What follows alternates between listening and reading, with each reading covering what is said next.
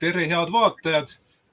Uudistekeskuse uus saatesari Heade mõtete kast alustab oma teist saadet.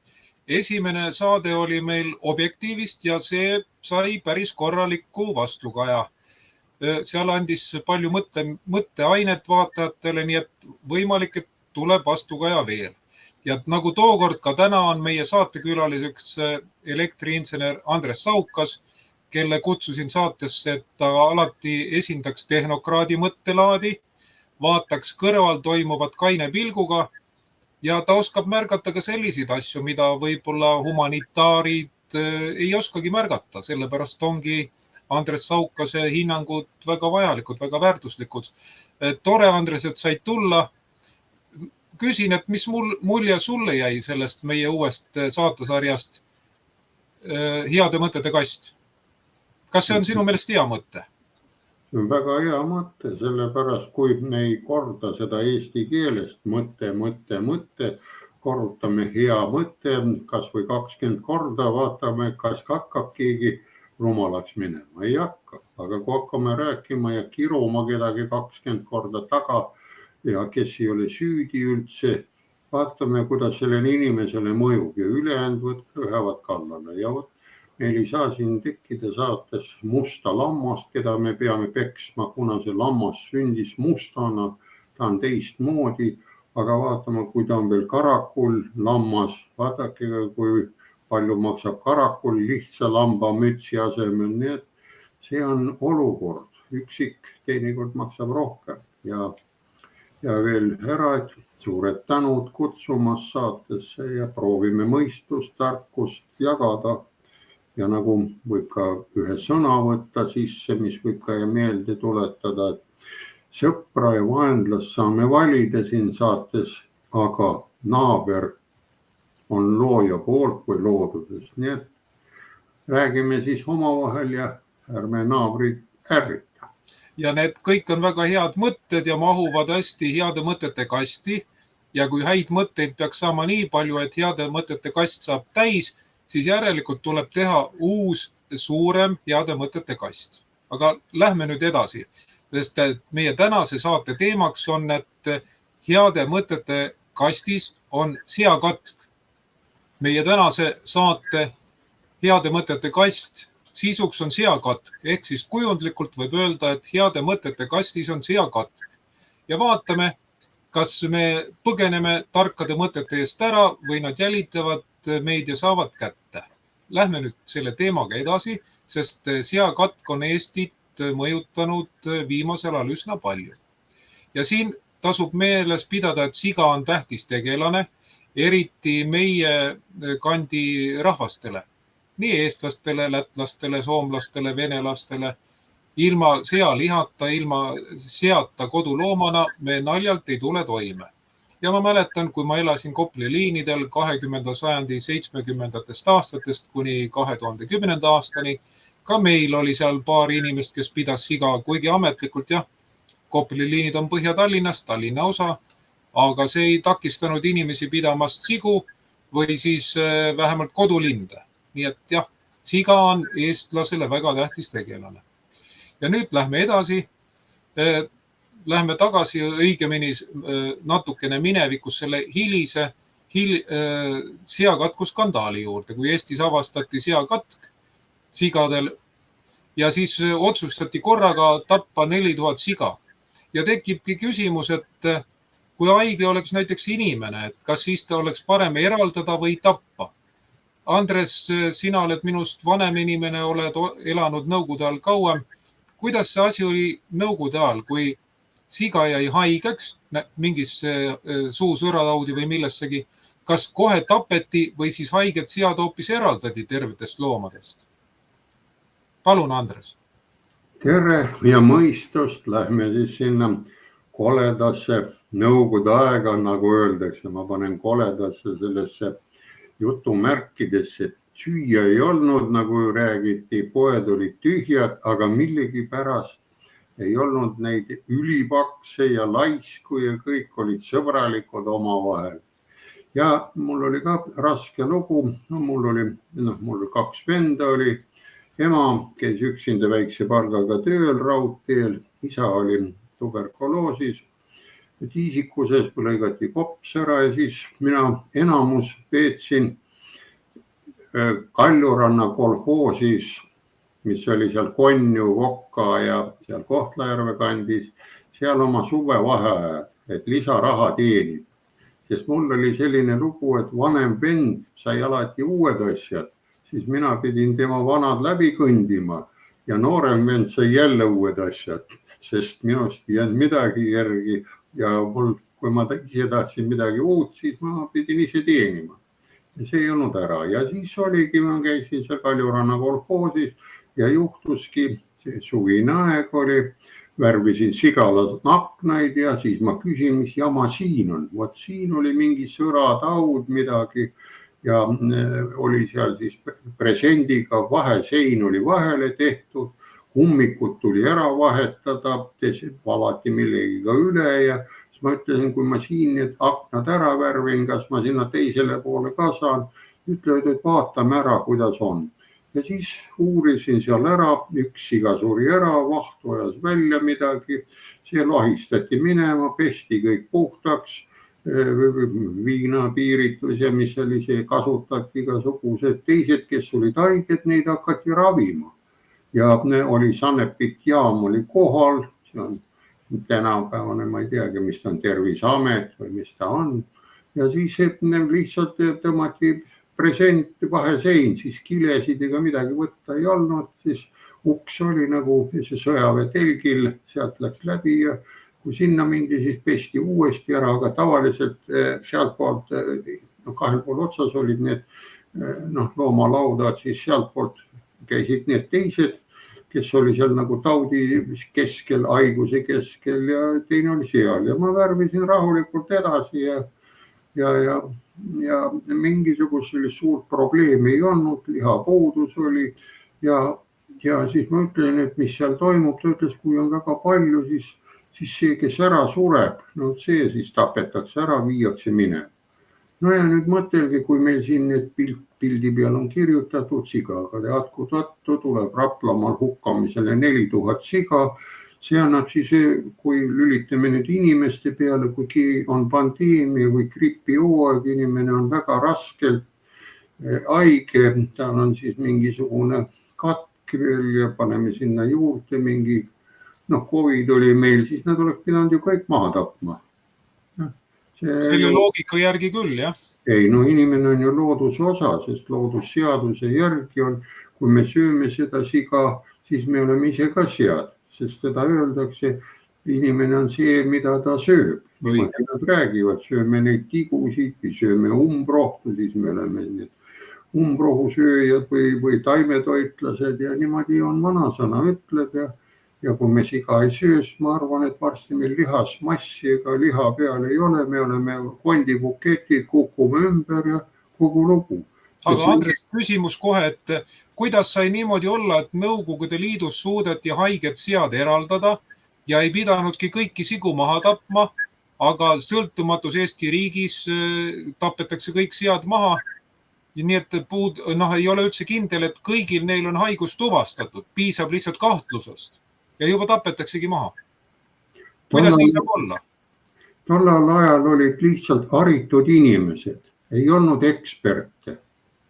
Ekspert ütleb, et need tuleb maha lüüa või on minister, kui ta on näinud sünnitamist ainult, see sobib maameheks ja see tollal toimis talupoja lihtne mõistus, et kui annab seda looma, inimest või ükskõik päästa, kuna ta on vajalik, siis see tehti kõik selleks, et päästa. Sest selle tapmine oli ka väga raske, paned viid ja lõhud juppideks, pane ennast riidesse ja nii edasi, aga kui järsku ärkas ära, kõht enam lahti ei olnud, vahtu välja ei ajanud, puristas seal nurgast, lükkas teisi eest ära ka, ta pandi eraldi nendesse sõimedesse sisse, kedagi ligi ei lastud. Nii et see talitaja oli seal, seda ei süüa, ütleb, et näed, see juba sööb. Ta tahab juba süüa, ta 2 päeva üle süünud ja ainult rahitseb, anna talle aga ette. Ja oligi kõik, see oli ja muidugi saab ütelda, jah, siis tollal ajal oli liha nagu vähe või Eestis oli liha küll, sest ma toon oma näite ka, sai Peterburis, praeguses endine Leningradis, sai käia turul, ilusad seatükid ja küsida, mis kohad ära, siis öeldi mulle lihtsalt, et это хороший наш мяskombinaat Vihma.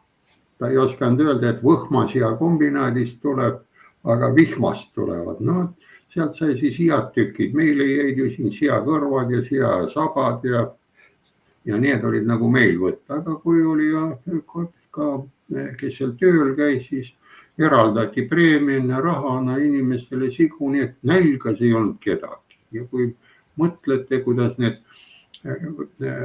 heliloojad ja ansamblid, külateater käis kohal, siis nendel lauad olid alati lookas, nii et nälga ei olnud. Ja mitte midagi ei olnud. Ja siis päästeti. Vot see oli ükskõik, mis loom on. Tähendab, tookord suudeti päästa, tänapäeval siis ei suudeta, tuleb välja. No tuleb niimoodi välja, aga võib-olla siin on ka teine täht, mille ma siin eelmine saateski mainisin, et see 600 vangi on, ja hakatakse nende ees põlvitama või niimoodi ära. Ma ei oska öelda. Aga vaatame edasi, Andres. Nüüd tekib küsimus, et kui valitsus annab küll seakatkuga võitlemiseks üle 3 miljoni euro, ütleme, makstakse nendele talunikele, kelle sead maha tapetakse, aga rahast ju üksi ei piisa, ega see raha ei söö. Kui sul on lihatoitu vaja teha, sa ei tee seda mingitest pabereurodest või metallsentidest. Ja nüüd tekibki küsimus, et kas ikka tõepoolest rahaga saab alistada seakatku ja kuidas seda teha? Küsimus on väga lihtne ja väga lollakas. Aga kogu olukord on ju lollakas. Ei ongi need, me loeme ERR-i uudised, annab reservist raha, ja võiks anda ju liha ja värki, kõiki niimoodi, milleks seda raha alla, milleks me peame poodi minema üldse, rääkige inimesed ära. Kui siin antakse raha, sööge seda 3 miljonit raha.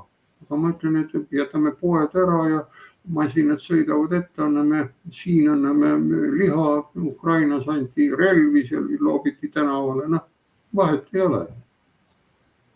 Ja rahast ei ole saanud ennem keegi söönuks ja ei saa edaspidigi söönuks, sest ma räägin, aeg on konstantne ja kuna kontrollitakse, ma arvan, et siin on see ära, et see ajupesu on sellisest tasemel, et varsti enamus hakkabki paberit närima, sööma ja ütled, see on liha ja ta vaatab otsa, on jah liha ja läheb. Sest dresseeritakse niimoodi ära, vaadake neid tigude söömist ja värki, televiisoriski näitab ära, et proovib seal tigu süüa meie saatejuhid, aga millegi pärast sülitavad nad välja, ei lähe sisse ja sellised ära, ta saab ka näidata, et süüakse, aga need, kes seda pakuvad, ega need ei söö seda. Ja, aga Andres, kas ei oleks arukam anda see 3 miljonit eurot kas või sigade vaktsineerimiseks või ravimiseks, sest meil on loodud selline mulje, justkui seakatk oleks täiesti ravimatu haigus ja ainukene nii-öelda ravi on kõik sead maha tappa, kellel on kahtlus, haiguskahtlus, mitte et see haigus on tõendatud või tõestatud. Varem ju nõukaajal ju tehti proovid, võeti vereproovid ja hakati ravima. Kui üks oli haige, nägi, et see juba enam ei tõuse püsti, testis süstid ja tehti ära, eraldati, tassiti teda kanderaamiga või käruga eemale, kannatas välja, pandi talle söök nina alla, prooviti ravida. Aga nüüd tähendab, ütleme, ravijaid ei ole, tähendab enam haridust ei ole, kõik on eksperdid. Ja kui ekspert ütleb, et üks siga on haige, 100 maha lasta ongi kõik ja varsti inimestele ka öeldakse ka, et näed see ropendas tänaval natukene, laseme kõik terve tänava tühjaks, ongi plats puhas ja ma arvan, et selline katk läheb üle ka inimeste peale. Kohati tundub küll, et see on lausa ajusid mõjutanud. Aga vaatame edasi, Andres. Nimelt maaeluminister Hendrik Teras tegi ju ettepaneku, et riik võiks osta kokku seakatku tõkestamiseks kütitud metssigu ja siis teha nendest konserve ja siis anda need konservid Eesti kaitseväele ja Ukrainale nagu kaitseväele.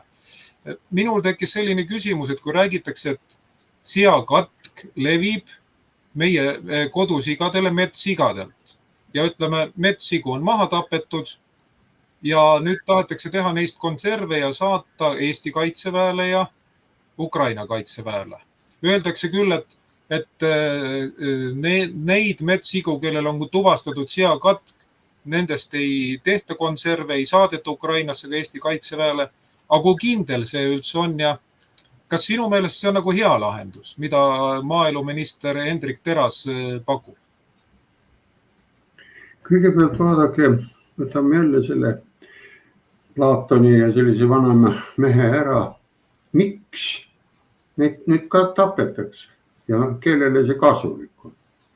Ja kohe küsime, kuidas need metssead saavad kodusigadega kontakti, kui kodusead on majas, hoones, farmis kinni ja kui eelpool pilte nägite, sildid on väljas, suured territooriumid, aiad on ümber.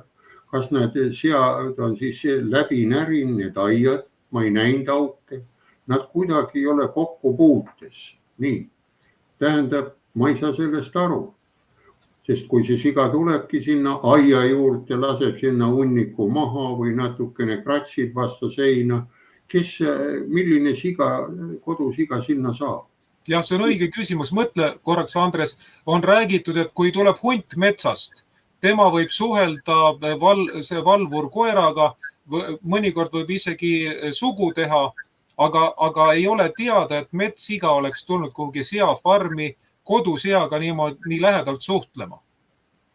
Ja ma seda ka ei usu, et see farmer ja kõik need töötajad, kellel on see töö ja millega nad elatist teenivad, et nad siis meelega jätavad luugi lahti, et saaks sead kõik maha lüüa ja et palgata jääks. Proovigi seda mulle seletada. Minu aju ei võtta looduse värk. Ja see sigade värk ajada nüüd metssigade kaela see värk ja teha need seal katku levitamiseks ja neid tulistada, see on sellega tegelevad ju jahimehed otseselt kohe. Nemad lasevad maha, teevad vereproovid, kui see ei kõlba, siis nad ei pane seda konservi, nad ei maksa selle eest ja nad jahirelva eest peavad maksma. See on hobi ja see hobi on huvitav nende jaoks ja nad ei hakka seal lollustega tegelema. Vot see on, seal ei ole eksperte, seal on jahimehed. Ja kui siin kirjutab keegi Terras või kes ta siin on, et võib kokku osta, need riik võiks osta, riik võib kõik osta, aga riik võiks ka toita inimesi. Lihtsalt kui ta tahab katkuga võidelda või kellegiga, siis ostku see toit see 3 miljoni eest sisse ja jagagu rahvale laiali mõnda aega. Vaatame. Just näiteks see sama asi, mis on kavas näiteks anda Ukrainale, kas need konservid ei sobiks siis Eesti, ütleme, vähekindlustatud inimestele. Tõepoolest, et ütleme valitsuse kas reservfondist või ministeeriumi eelarvest ostetaks need ületoodetud konservid kokku ja jagatakse vaestele inimestele. Miks on vaja seda humanitaarabiks välismaale saata, kui meil on üsna palju inimesi, kes on alatoidetud ja kes suuri vaevu tulevad iga kuu otsaga kokku? No näed, ise sa praegu küsisid, miks? Ja sa ei ütelnud, kellele see kasulik. Ma ei mõelnud välja, kellele see on kasulik. Sina äkki oskad pakkuda. Kasulik on ainult sadistidele, sest seda normaalne empaatiaga inimene ei hakka sellist rumalust kokku kirjutama seda ära. Sest see, kas teda on käsutatud selline asi kokku kirjutada või midagi, kui lihtsalt ära või ta ei ole koolis käinud või ära, sest kui nad ei, ma võin peaga anda või ükskõik nagu mõni erakonnamees ütles, võib ka kaabu ära süüa.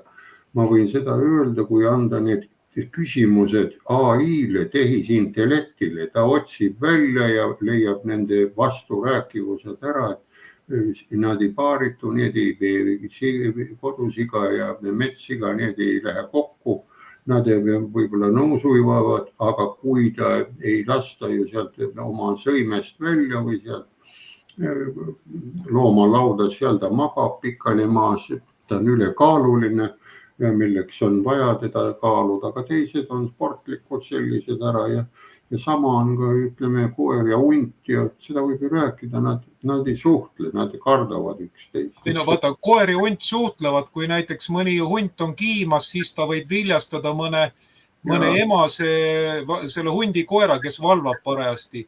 Aga siukest asja pole küll kuulda olnud, et oleks tulnud mingi metssiga seafarmis kodusiga viljastama ja ütleme selle abil siis seakatku levitama. Ta ei saa sisse ju, videokaamerad on iga nurga peal, kui tulebki närima sinna või keegi, see oleks kohe näha või keegi, kui lõikab seal nende rauakääridega augu sisse, et ta läheks tegema seda sadismi. Ja kui selline jagamine käib, siis see ongi jälle sadistide poolt, kes inimesed teevad, et ära. Aga kui siin uudistes kuulata, üks jäi haigeks ja 4000 tuleb ära tappa, see on niskene müstika, mida ei mõtle ka 3-4 aastane laps välja. Ta oskab ka arvutada, 1 + 1 on 2 ja 1 + 2 on 3, aga siin on 1 pluss ja siis tuleb 4000, kui 4 nulli või 3 nulli järgi. No asi ei klapi nagu, aga selline asi, et kui kavatsetakse need konservid kinkida Ukrainale, näiteks Ukraina kaitseväele, iseenesest see võiks olla ka teatud mõttes õige või ütleme üllas. Kas ta Eesti inimeste suhtes on aus, see on teine küsimus, aga see võiks olla teatud mõttes üllas, aga kes tunneb Ukraina olukorda, see teab, et paljud sinna kingitud asjad vahetavad omanikku enne, kui nad jõuavad oma sihtpunkti. Ja on niimoodi olnud relvadega, lahingumoonaga, ka varustusega on olnud ja kes garanteerib, et Ukrainale kingitavad lihakonservid ei leia uut omanikku ja võib-olla osa nendest jõuab ringiga tagasi Eesti turule. Igal juhul tuleb tagasi. No sellega tuleb arvestada igal juhul. Ma ei saa aru, miks minister selle võimalusega ei arvesta. Uus silt peale ja ei ole vaja Ukraina kirjutada midagi huvitavama ja hea maa ja 3 korda hinnaga osta toisi on sealt Belovissi ja Pušjast või sealt looduskaitsealal piisoni liha ja ostavad nii nagu must kalamari tehakse järgi. Tegelikult saad ainult sealt Araali Kaspia merest õiget musta kalamarja, aga siin igalt poolt saad ju kätte. No selge, Andres, vaatame edasi. Nüüd on küsimus, kui minister Hendrik Teras ütles 30. juulil 2025 järgmist. Teen ettepaneku osta riiklikult kokku mets ja liha 30% kütitud mahust, et teha sellest 500 000 konservi ja kasutada neid kaitseväe toitlustamisel ja saata riigi toiduabi paketina Ukrainasse. Minul tekib küsimus, et miks just 500 000 ja miks just 30%? No see on hea küsimus, see on laest võetud, sest kui suur see kütitud maht on? Mitu siga? Ma olen matemaatik. 100 siga, 100 000, miljon siga ja siis sellest teha 500 000 konserve. Kui suured need konservid on? On kas 100 grammised, 50 grammised või on nii nagu nõukakroonus ikka 5 kilosed ja 10 kilosed ämbri suurused konservid lõikad lahti ja sellest saab 100-200 mees süüa korraga valad suurte katlasse. Siin ongi, et seesamane Hendrik Terras võiks ju numbritega öelda, mitu siga on. Sest see selline protsentidega ära, et meil see elukallidus on 3% tõusnud, elukallidus on ära, autod on läinud ka 5% kallimaks, pane number. Sest raha odaneb siis mitu protsenti või palju sellest, mitte midagi ei ole, see on selline bluffi lugu, et see näitab, et inimene ei ole vist koolis käinud. Kui siin need küsimus sa praegu küsib, mina küsin mitu. Ma tahaks teada, mitu oleks, siis ma arvutan selle 30% kohe maha. See on ju matemaatika ülesanne tegelikult. Jah, see on niskene ära, sellele ei leia ükski kooliõpilane ka, kui see oleks praegult eksami küsimuseks, matemaatika eksamil sees koolis 5. või 10. Sellel ei ole vastus. Ja selle kohta võiks öelda, et ülesanne pole lahendatav. Ei olegi ja kui ei ole see matemaatiliselt lahendatav, siis see ei ole ka praktiliselt lahendatav. Võime kirjutada ükskõik siia, mida. Vaatame edasi, Andres. Nimelt nakkavuse ja söödavuse suhe on päris huvitav. Toon jälle tsitaadi Hendrik Teraselt 30. juulist 2025. Haigus pole inimestele nakkav, aga inimesed, kärbsed, teised metsloomad ja tehnika kannavad haigust edasi. Ja samast kuupäevast siis Eesti Rahvusringhäälingu tsitaat: konserve tehakse metssigadest, kes pole nakatunud katkuga. Mina panin need tsitaadid kõrvuti ja mulle tundus, et seal nagu midagi ei klapi. Kas sinul, Andres, jäi sama mulje või siiski mitte? Algus need ütleb kohe ära ju. See seakatk ei ole nakkav, kõik. Kellele veel seda siga söödetakse? Sealiha praegult siis. Ja. Aga inimesed, kärbsed, kärbestele siis söödame sealiha või? No tuleb nii välja, või teistele metsloomadele. Teised metsloomad. Jah, neid on ju nii palju meil metsi, et loomadel ei ole kusagil elada, karud tulevad linnadesse, kõik on neid päikesepaneele ja metsad kõik ära võetud. Kuidas nad saavad siis tulla ja mis tehnika siis kannab haigust edasi? Siin pead ütlema, mis tehnika. Kui mul on arvuti siin nina ees, kas see on tehnika või ei ole? Ja vaata, Andres, üks asi veel. Siin on öeldud, et konserve tehakse metssigadest, kes pole nakatunud katkuga. Arvestagem seda, et metssigu, kes on tapetud, on palju rohkem. Aga kuidas tuvastada, kes on nakatunud, kes mitte? See tähendab, et kõik tuleb ühekaupa läbi vaadata. Ja minul tekkis küsimus, et kui metssead on võimalik ühekaupa läbi vaadata, et kes on nakatunud, kes mitte, et kellest teha konservi, kellest mitte, miks siis ei saa ühekaupa läbi vaadata kodusigu ja miks tuleb näiteks 4000 tappa korraga? No vot siin on, see ongi kõik konservid ja korra sai ka käia seal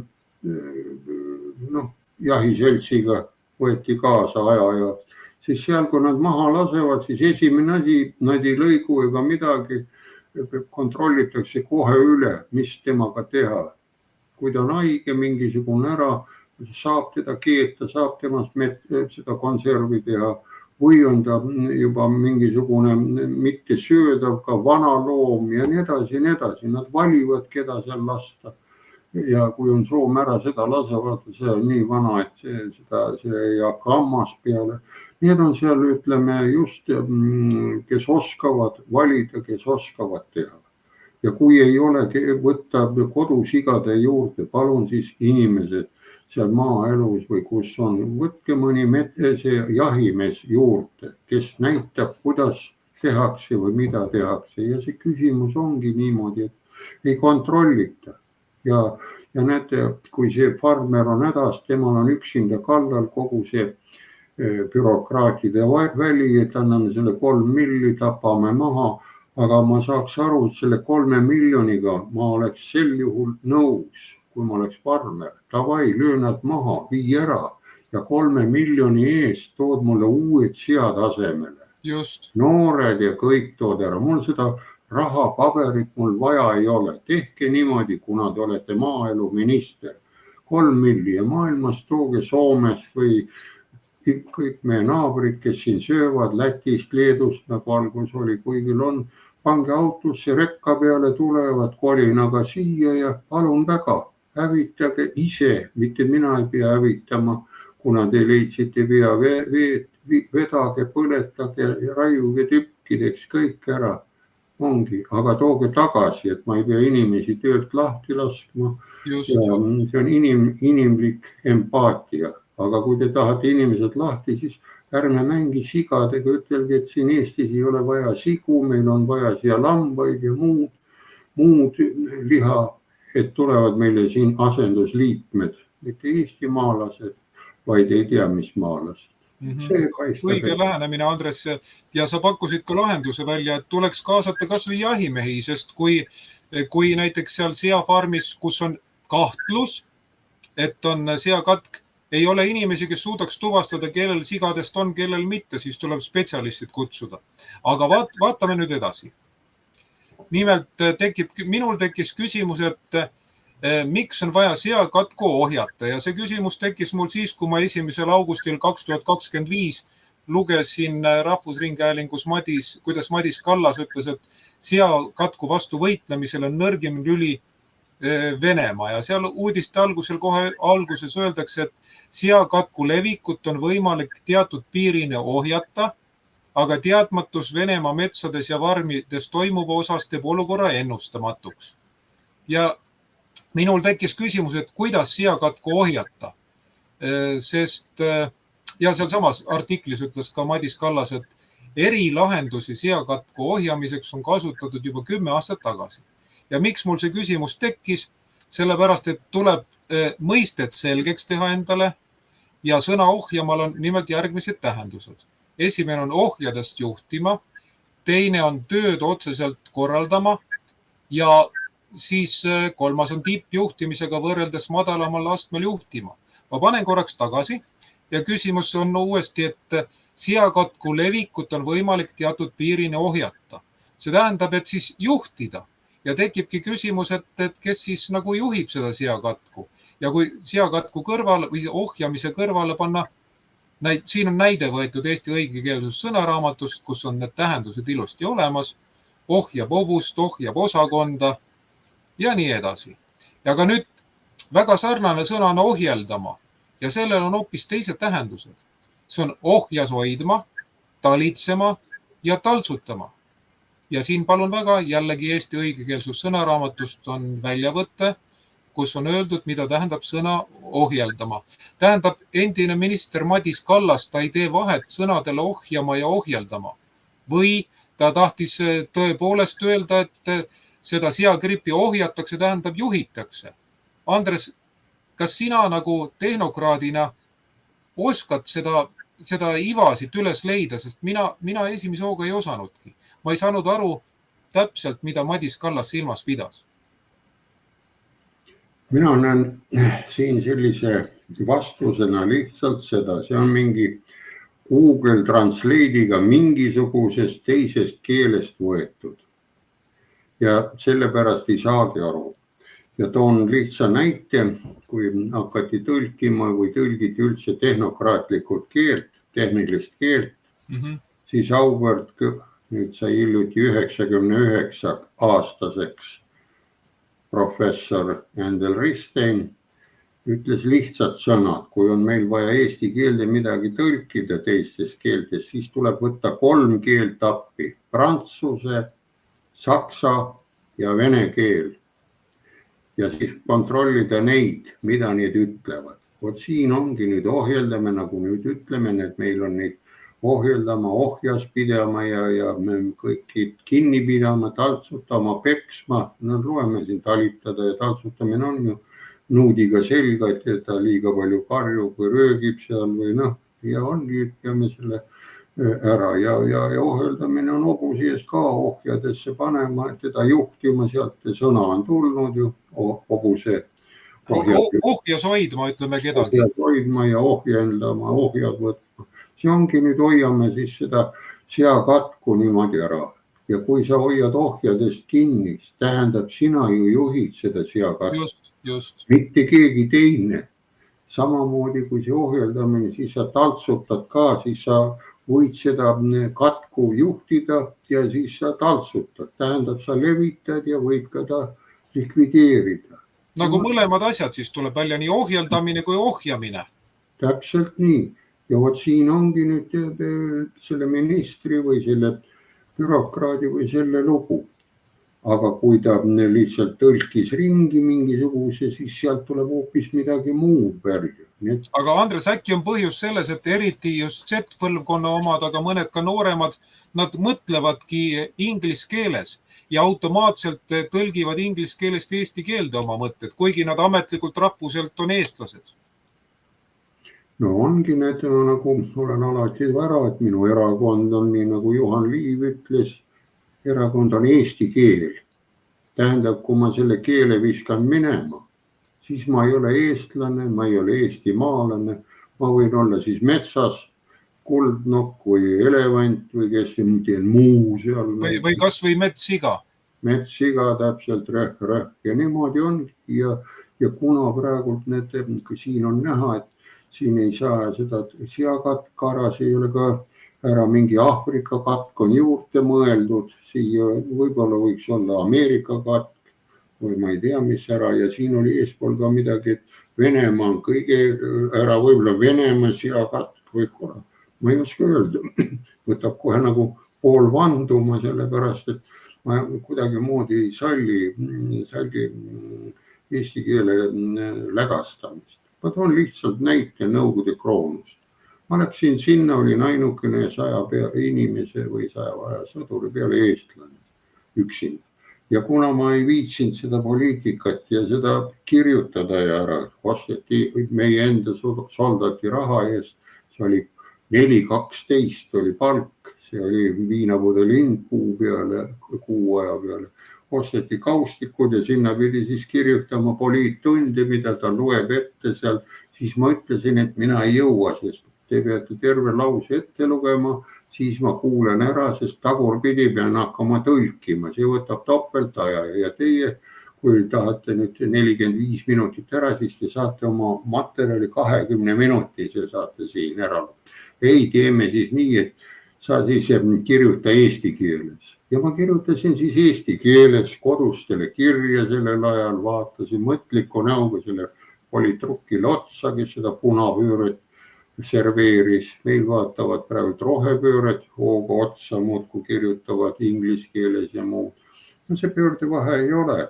Ja siis oligi selline imelik lugu, et tuli emalt kodus kiri, et kas see Klauvlitt ehk see suur KGB ja terve see värk loeb ka kodused kirjad nüüd ühekaupa läbi ja hindab ära ka, sest hind pani alla, vahepeal oli 4 mul kodune kiri, siis oli 5 ja saime hakkama. Ja mille pärast see oligi, et see päästis, ma ei pidanud seda lollust sisse ajama siin. Ja teinekord ka, kui tagasi sõitsin Kroonu, ronisin sinna rongi peale, ma kiskusin pagunid ja kõik pealt ära, sellepärast aitab SA, ma olin kogu aeg, see armee on minu oma, see oli Sovetska armia või Saukas Andres, ma sinna triipu ei ole, need lõikasin pealt ära, oli lihtsam rongi peale tulla, siis need patrullid ei püüdnud kinni ja tulin rongi peale, istusin maha, näen, et üks Eesti poiss ka tuleb ära, hakkan rääkima, et kust kandist või mis kandist, kus sa tuled, ta ei julge mulle eesti keeles öelda, mõtles, et ma vangist tulen. Siis ma näitasin talle sõjaväepileti või seda paberit, suunamist ühe otsa piletit, et minna järgmine päev märkima sõjakomissariaat, siis ta taltus ja siis võtsime pooliku ära. Ja näete, eesti keel oli, alguses ta kartis. Ja võt eesti keelega sain niimoodi läbi, et ma vestlesin, rääkisin vene keeles, aga kirjutasin eesti keeles kirju. Koju. Väga õpetlik, Andres. Ainult inglise keelt oskaks, mõtelge ise, mis on selle juures, ma veel soovitan inimestel ka natukene mõtelda, kes praegu tahab eesti keelt metsa visata. Vaada, kui palju on neid petukõnesid. Need tulevad vene keeles ja tulevad inglise keeles teile. Siis tõlgite transleediga ära, üks sai haiget, teine sai haiget ja annate oma pangakoodid ära. Oletegi läinud. Aga kui te vaatate korralikult, valdate eesti keelt, näete, et see on Google Translate'iga, see lause on tõlgitud, ta on juba imelik ja ei ole vaja sinna saata, sest kõik piinavad empaatia peale, nagu siin sigade katku lugu on hoopis vastupidi, üks on haige ja 4000 tuleb maha lüüa. No siin ei ole empaatia raasid, aga tavaliselt inimestel on empaatia. See nüüd on minu vastus ohjeldamise selliste peale, et see on vale keelest võetud ja see on välja mõeldud. Olen sinuga täitsa nõus. Ja, et sa rääkisid empaatiast, nüüd lähme sellise teema juurde, mis on mulle huvi pakkunud seoses seakatku asjaga. Nimelt, mul tekkis küsimus, et kus on nüüd siis meie loomaõiguslased, sest me teame ju, kui aktiivsed on loomaõiguslased olnud näiteks karusloomafarmide vastu sõdimisel ja veel üsna hiljuti, minu meelest kas tänavu kevadel või hilistalvel nad ju võitlesid selle vastu, et loomi ei kasutataks seksuaalselt ära, umbes niimoodi, et nagu loomadelt tuleks ikka nõu küsida, et kuidas siis nii. Aga kui ma vaatan seda seakatku asja, siis ei ole nagu kuulda olnud, et oleks mingid suured meeleavaldused. Siin pildil on näha, kuidas 2021. aasta juunis loomaõiguslased kogunesid siis karusloomafarmide vastu ehk siis see keelustamise toetuseks Riigikogu ette. Aga igatahes praeguse seisuga ma ei tea, et nad oleks kogunenud Riigikogu ette või siis selle Hendrik Terase ministeeriumi ette protestimaks selle vastu, et sigu täiesti valimatult tapetakse. Ja nüüd natukene loomaõiguslastest veel.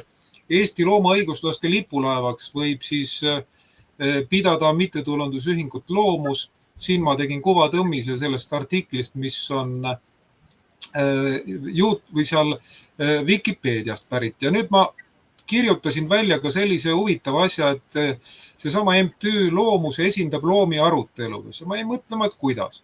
Aga loen ette. MTÜ Loomus on loomade eestkosteorganisatsioon, mis tegeleb loomade huvide ja õiguste kaitsega ning loomade huvide esindamisega ühiskondlikes aruteludes. Ja allikas on siis Wikipedia. See tähendab, et loomad nagu annaks volituse loomaõiguslastele. Andres, kas sina oled märganud näiteks, et loomaõiguslased oleks ühiskondlikes aruteludes esindanud sigu, näiteks kui arutelu puudutab seakatku? Kui ma nüüd hakkan kohe ütlema, siis ma ei teagi, et selline MTÜ on olemas. Need panevad kindlasti, MTÜ-d saavad kusagilt raha. On selge, et tasuta. Nad ei pea raamatupidamisele, mingid makse ei pea maksma. Ja näete, see lause on päris hästi ka ütleb, et siin on huvid on ainult arutelus. Ja see ühiskondlik arutelu võibki olla kas või ise oma vahel kolmekesti seal kontorjoones. Miljon tuli siia laua peale, jagaks selle nüüd ära, kudamäära 3 peale miljonit ei saa. 900, kui oleks 1000, selle saaks 3-ga jagada. Nüüd see ongi nüüd arutelu, kuhu see raha panna ja ongi kõik. Ja nad esindavad kõiki loomi. Ja lihtsalt ise saavad kokku. Ja sellepärast neid sinna platsi peale ei tulegi, sest platsi peale peab olema teine miljon veel juures, et see platsi külastus ja see on, seal peab on kõik need ära ja selle peale lähevad, sest raha ei ole, sest olid siin igasugused Black Matterid ja kõik sellised, kus raha on, enam ei ole kuulda sellest Blackist Matterist midagi. Black Rock on veel olemas ju, võib-olla sealt tuleb see raha kene. Aga see on huvitav, et loomad annaks nagu volituse enda eest kõnelda, aruteludes esineda. Mulle meenub sellega seoses doktor Doolittle, üks kirjandustegelane, kes õppis ära loomade ja lindude keele. Aga järelikult meil on ka selliseid mittetulundusühinguid või loomaõiguslasi, kes teavad täpselt, mida loom soovib ja oskavad näidata ette loomade volituse. Aga vaatame edasi, Andres. Siin on küsimus, et kui loomaõiguslased, lähme nüüd sigade juurde. Aastast 2011 Maalehes oli artikkel, kuidas loomaõiguslased kaitsesid sigu, aga nad ei kaitsenud sigu mitte seakatku eest, vaid nad kaitsesid sigu nagu farmis pidamise eest, sest nende meelest sigu peeti seafarmis, kui nii võib öelda, siis ebainimlikes tingimustes või siis ebasigalikes tingimustes. Ja nad siis küsisid, et millise õigusega sigu niimoodi koheldi. Ja nüüd minul tekkis küsimus, et kui loomaõiguslased olid väga selle vastu, et sigu kasvatatakse seafarmis ja niimoodi koheldaks, äkki neil siis sobib, et kas või nende sigadega tehakse 1-0, sead siis enam ei pea piinlema seal seafarmis. Kuidas sulle tundub, Andres? Ikka see inimese aju ikka pooldub niimoodi, et enam ei ole 2 poolkera, aga juba kisub siin 4 poolkera peale. Siin muud ei oska öelda, sest võtame lihtsalt ära, üks on kodusiga nimi, ta elab kodus, tal on vaja ruumi, ta külmub ära, tal ei ole karvkatet, mitte midagi. Teine on metsiga, seal võib tuisata, mis on, lasevad robides. Ja nüüd hakata neid võrdsustama. Võtame ka inimeste juures. Meie siin Euroopas oleme või siin harjun natuke kasukat kandma ja paljud nimetavad ka vatnikuks, see on vatipüksid ja vatiriidned, et kui mul on hea meel, kui keegi ütleb, et kus saaks, ma küsin, et otsi, ei mine vaata, Stalkerist ei ole kusagilt sellistest poodidest. Ja vot siin on ja siis lähme siin Aafrika poole, mis seal on, vot seal elavad nad oma, ütleme meie mõistes nagu kuurides, et vihma peale ei saja ja me katsume neid aidata. Nad ei võta seda abi vastu, sellepärast nad on metsinimesed meie mõistes, aga meie oleme koduloomad, nemad on metsloomad seal, meie oleme koduloomad. Ja mis pärast ei saa, vaadake, kui mingi suurem Amazonas või suurem jõgi ujutab üle, lõhub nende kahekordse hütti ära selle hooga, nad klopsivad selle rutukambaga kokku, neil ei teki mingisugust varianti, et see on minu oma, ei ole, nad peavad koos selle tegema, saavad nädalaga kõigile, toovad ära, see on ühisosa, ühistöö, koostöö. Neid ei ole vaja õpetada mingisuguse seaduse järgi.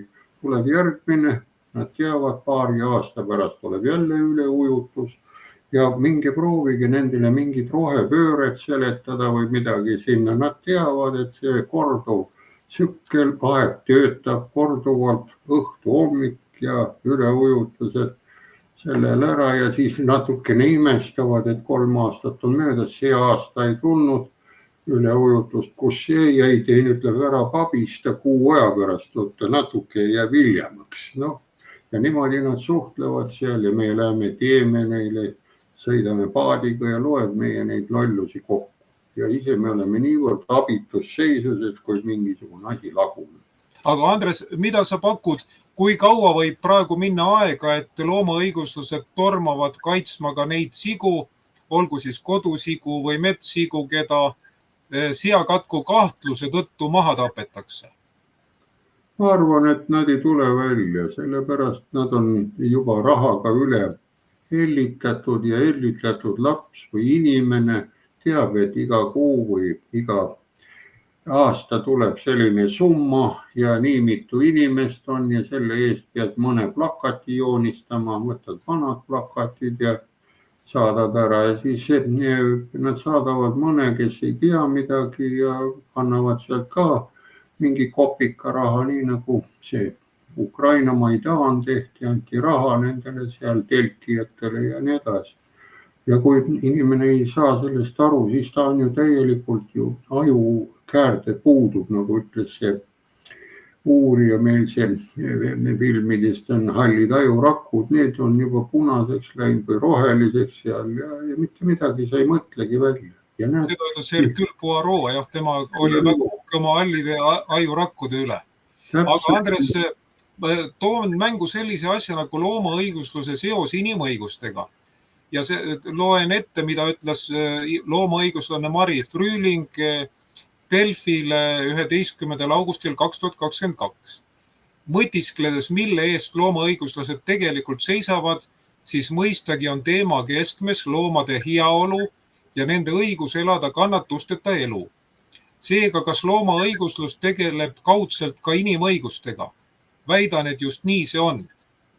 Ja minul tekkis seda lugedes küsimus, et kas need sead, kes seakatku kahtluse tõttu maha lastakse või siis kodusead, kes samuti seakatku kahtluse tõttu ära tapetakse, kas nemad siis, nendele see ei tekitagi nagu kannatusi või kas nendel polegi õigust elada kannatusteta elu ja loomaõiguslased nagu ei sekku.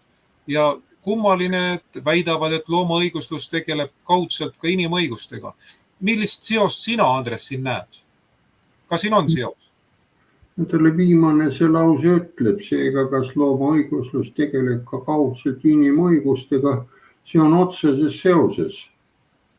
Vaadake, kui hästi me nüüd viimasel ajal elame, automaksud, käibemaksud, kõik tõstame ja et selle tõstmisega saaks nagu välja suretada ja siin ongi ära ja kui nüüd ütleme, sealaudas elab õige ajani see siga, ta on 3 korda saab päevas süüa ja tal see aeg on, eluaeg on lühem kõvemini kui meil. Kummal on siis neid õigusi rohkem? Ja ma ütlengi, näed, siin inimõigused siinkandis on läbi ja võime tõmmata kohe paralleeli, et meie oleme, inimõigused on meil siaõigustega võrdsustatud. Ja huvitav, et loomaõiguslased ei ole tulnud välja ka sellistele meeleavaldustele, kus inimesed oma õiguste kaitseks protestivad. Kas siis inimeste, kes kuulub imetajate hulka ja on homo sapiens ehk tark inimene, kas teda ei loeta siis loomaõiguslaste meelest loomaks või kas ta ei vajagi nagu kaitset? See jääb kuidagi nagu segaseks. Ei, no ta ongi segane, kuna oleme loobunud loodusseadustest. Me oleme tegelikult loom, imetaja. Me võib ennast nimetada, kuidas tahame. Homoks, pedeks, ükskõik kudapidi tahes. Vähemuseks, paljunduseks, mentsevikuks, bolševikuks, roheliseks, kollaseks. Aga me oleme loomad, karjaloomad enamuses. Aga meid ei kaitsta ju. Kuidas? Meid ehk siis homo sapiensi ei kaitsta ju. No see on loodusseaduses on niimoodi, et pead ise kaitsma. Nii kaua, kuni sa loodad kellegi peale, mingi paragrahvi peale, on ta 5., 6., 7., siis jäädki selle paragrahviga, seisad selle paragrahviga, kus tahad, aga kui sa tahad ellu jääda, siis sa pead teise ära sööma, kes on väiksem, kes on ette nähtud, et tuleb ära süüa. Ja siin ei ole mingit õigust ära, see on loodusseadusega.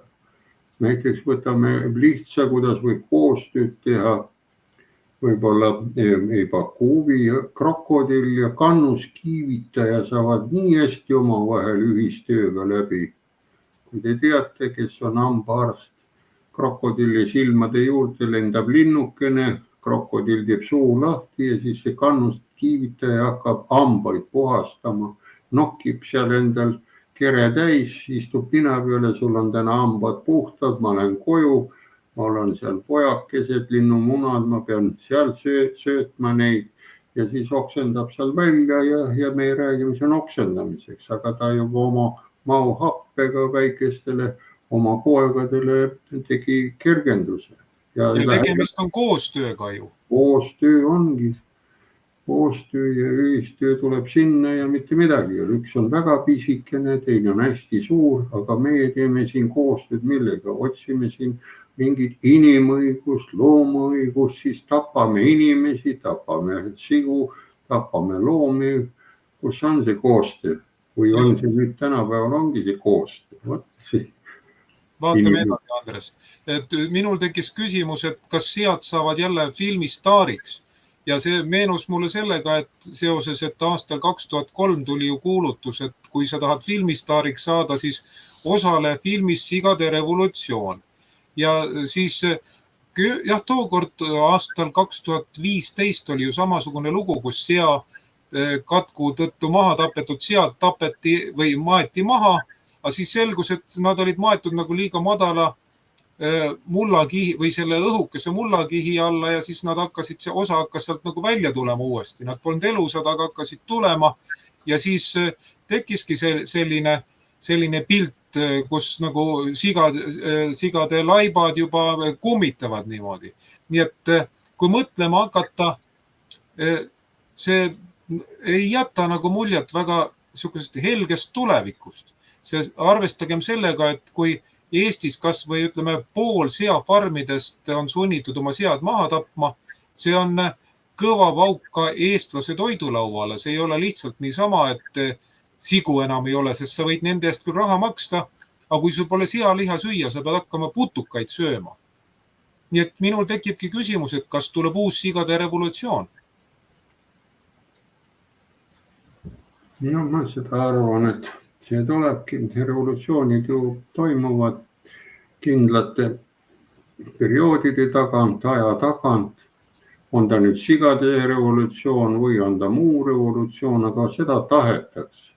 Sest kui me ise oma toidulaua ära lõhume siin, süüa ei ole, me lähme siit minema, tulevad teised siia, kes sigu ei söö, kes ei otsi enda rahva seas sigu ja seakatku ja nemad saavad lammaste ja muude veistega hakkama ja ongi kõik.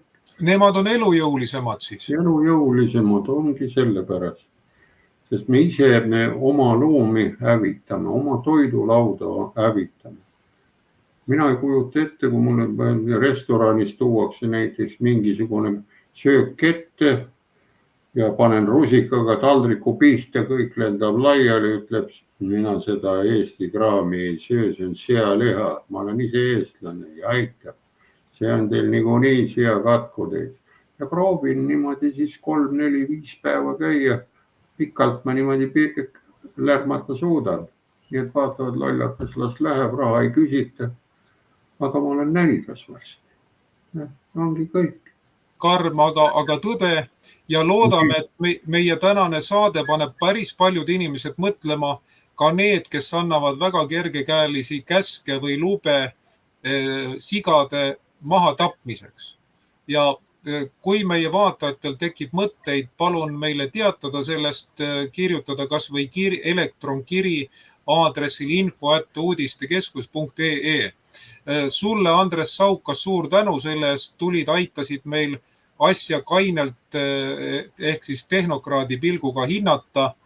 Ja mida sa tahaksid öelda lõpetuseks ise selle teema kokkuvõtteks praegu? Kõige parem värk on, sööme siga küll, aga ärme muutu seaks. See on hea üleskutse, hea lõppsõna, pani kindlasti paljud vaatajad mõtlema. Aitäh vaatamast, aitäh Andres saatesse tulemast, kohtumiseni, kuulmiseni järgmisel korral.